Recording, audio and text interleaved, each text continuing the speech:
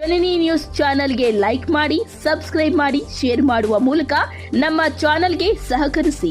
ಹೆಚ್ಚಿನ ಮಾಹಿತಿಗಾಗಿ ಸಂಪರ್ಕಿಸಿ ಹರಿಚಿನ್.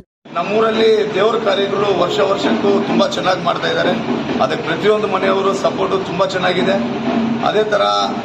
ಇದೇ ತರ ಮಾಡ್ಕೊಂಡು ಹೋಗ್ಬೇಕು ಅಂತ ನಾನು ನಮ್ಮೂರ ಪರವಾಗಿ ಇದಕ್ಕೆ ನಮ್ಮೂರಲ್ಲಿ ಪ್ರತಿಯೊಂದು ಮನೆಯವರು ಹಣ ಸಹಾಯ ಮಾಡಿದ್ದಾರೆ.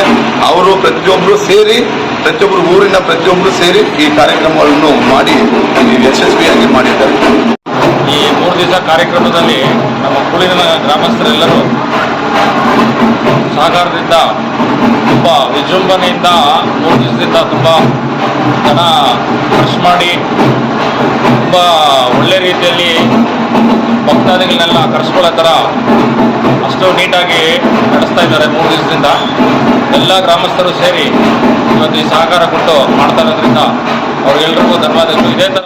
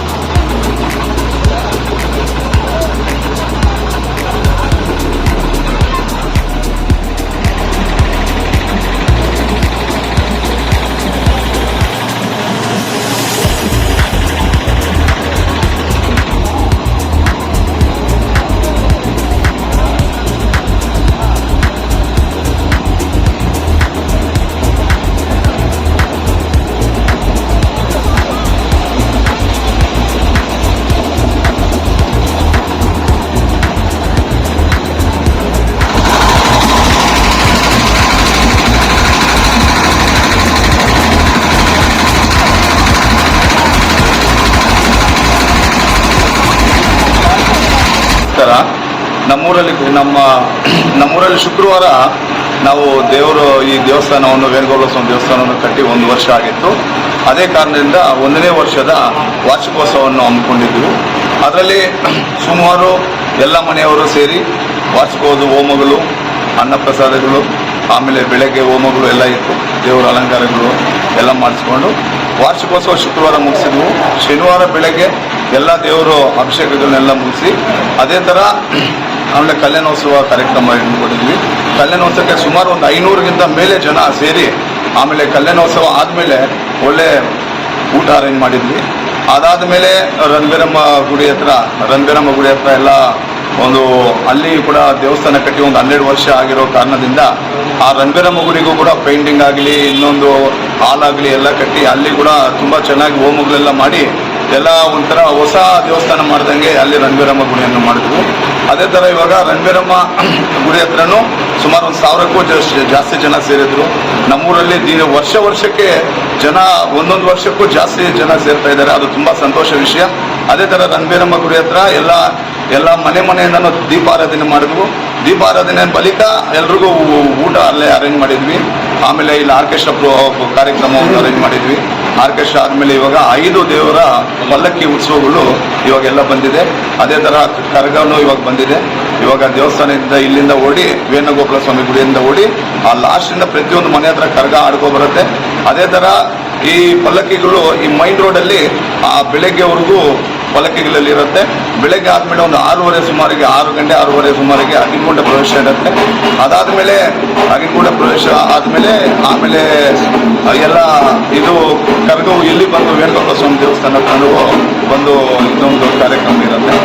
ಸೊ ಇದಕ್ಕೆ ನಮ್ಮೂರಲ್ಲಿ ಪ್ರತಿಯೊಂದು ಮನೆಯವರು ಹಣ ಸಹಾಯ ಮಾಡಿದ್ದಾರೆ. ಅವರು ಪ್ರತಿಯೊಬ್ಬರು ಊರಿನ ಪ್ರತಿಯೊಬ್ಬರು ಸೇರಿ ಈ ಕಾರ್ಯಕ್ರಮವನ್ನು ಮಾಡಿ ಯಶಸ್ವಿಯಾಗಿ ಮಾಡಿದ್ದಾರೆ.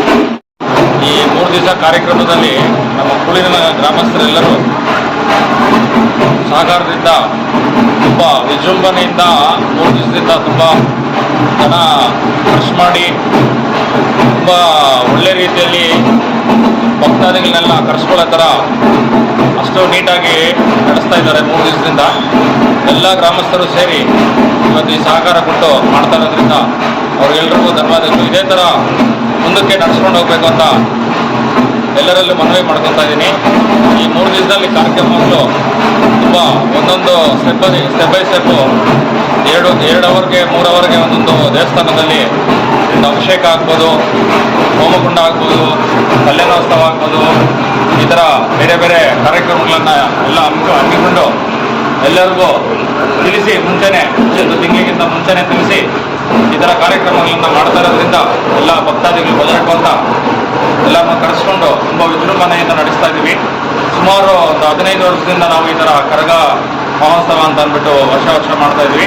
ಅದ್ರ ಜೊತೆ ಲಾಸ್ಟ್ 1 ವರ್ಷಕ್ಕೆ ಮುಂಚೆ ನಮ್ಮ ಹೊಸ ದೇವಸ್ಥಾನ ನಿರ್ಮಾಣ ಮಾಡಿರೋದ್ರಿಂದ ಇವಾಗ 1ನೇ ವರ್ಷ ವಾರ್ಷಿಕೋತ್ಸವ ಜೊತೆಗೆ ಕರಗ ಮಹೋತ್ಸವ 2 ಸೇರಿಸಿ ಮಾಡ್ತಾ ಇರೋದ್ರಿಂದ ತುಂಬ ವಿಜೃಂಭಣೆಯಾಗಿ ಎಲ್ಲ ಭಕ್ತಾದಿಗಳು ಕೂಲಿನ ಗ್ರಾಮಸ್ಥರಿಗೆಲ್ಲರಿಗೂ ತುಂಬ ಒಳ್ಳೆಯ ಒಂದು ಆಸಕ್ತಿಯಿಂದ ನಡ್ಸ್ಕೊಂಡು ಹೋಗ್ತಾ ಇದ್ದಾರೆ. ಇದೇ ರೀತಿ ವರ್ಷ ನಡೆಸಬೇಕು ಅಂತ ಎಲ್ಲರಲ್ಲೂ ಮನವಿ.